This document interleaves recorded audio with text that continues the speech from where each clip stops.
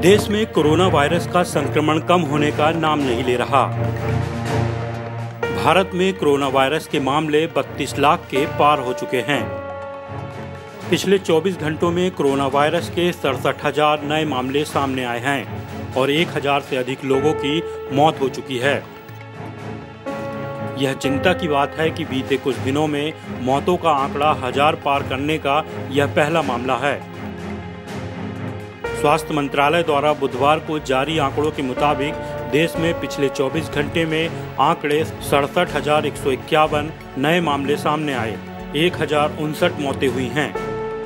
इस तरह से देश में कोरोना के मामले 32,34,475 हो चुके हैं।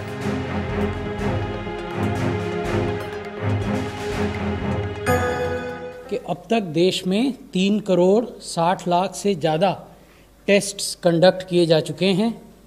टेस्टिंग के बारे में अलग से इस कहानी को आपके सामने रखेंगे डीजी आईसीएमआर और secretary department of health research, कैसे हम एक लैब से 1500 लैब तक पहुँचे और कैसे एक टेस्ट प्रतिदिन से 10 लाख टेस्ट प्रतिदिन तक पहुँचे, but that is a separate presentation.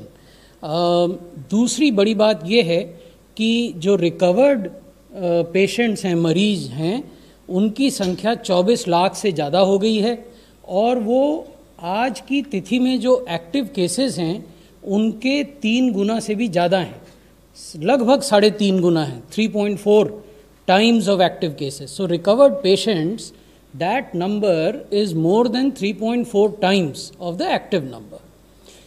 इसी से जुड़ा हुआ जो बिंदु है वो रिकवरी का है और रिकवरी रेट इस समय 75% से अधिक हो गया है। इसकी वजह से जो एक्टिव केस हैं वो कुल केसेस के मात्र 22% रह गए हैं। अब टेस्टिंग इंफ्रास्ट्रक्चर जिसके बारे में एक अलग से प्रेजेंटेशन है, उसमें लगातार बढ़ोतरी हुई है देश में, चाहे वो प्राइवेट लैब्स हों या सरकारी लैब्स हों, सब में एक्सपोनेंशियल इंक्रीज़ हुआ है। उसकी वजह से जो टेस्टिंग की नंबर है वो बढ़ी है और 25 अगस्त तक देश भर में 3,68,25,520 टेस्ट किए जा चुके हैं। ये महत्वपूर्ण बिंदु मैं आपके दृष्टि में लाना चाहूँगा। हम मंत्रालय के स्तर पर ये मॉनिटर करते हैं कि प्रतिदिन जो हमने टेस्ट किए उनमें क्या पॉजिटिविटी आई, प्रत्येक सप्ताह जो रोलिंग 7 डे एवरेज होता है उसमें क्या पॉजिटिविटी दिखाई दे रही है, और जो हिस्टोरिकल क्यूमुलेटिव पॉजिटिविटी है आज तक हुए टेस्ट्स की, वो क्या है।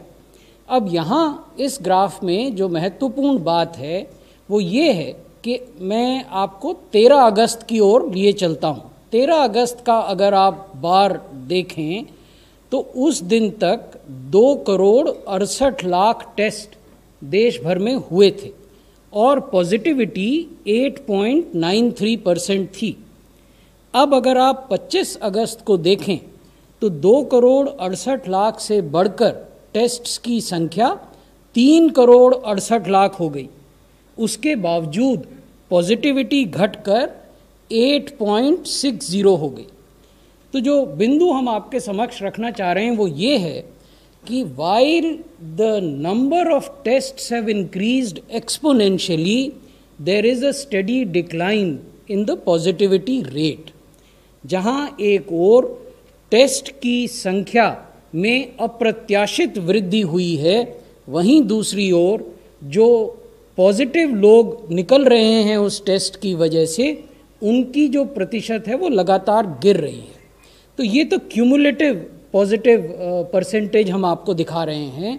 इसके अलावा जैसा मैंने आपको कहा, हम 7 दिन के रोलिंग एवरेज की पॉजिटिविटी को भी देखते हैं। तो वो इसमें नहीं है, लेकिन मैं आपको बताना चाहूँगा कि अगस्त का जो पहला सप्ताह था उसमें 7 डे रोलिंग एवरेज के आधार पर जो पॉजिटिविटी देश में थी वो 11% थी। So in the first week of August the positivity percentage on a 7-day rolling average was 11%.